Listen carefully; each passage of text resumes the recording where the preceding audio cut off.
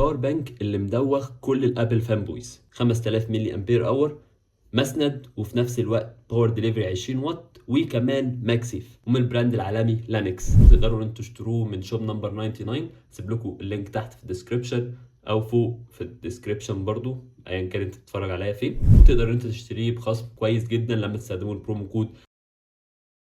خلينا نفتحه مع بعض.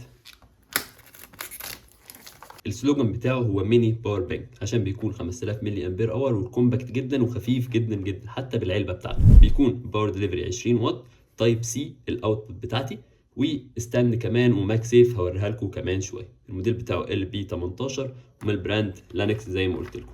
هنا برضو مفيش اي حاجه زياده. زي ما انتم شايفين كده، دي الاوضاع بتاعه الشحن بتاعه. تقدر ان انت تشحن من هنا، وتقدر ان انت تشحنه ماك سيف ب 15 واط. وال 5000 ملي امبير ده يعني تقدر انت تشحن الموبايل بتاعك تقريبا مره ونص او مرتين بالكتير قوي. تعالوا نفتحه مع بعض ونشوف محتويات العلبه بتكون ايه. زي ما انتم شايفين كده، هو فعلا ميني باور بانك. وزنه حلو جدا، خفيف في نفس الوقت. الماتيريال والفانتوم بلاك بتاعه لونه تحفه، فعلا فعلا تقفيله كويس قوي، وماتيريال حلو قوي. ده ماجنت زي ما انتم شايفين.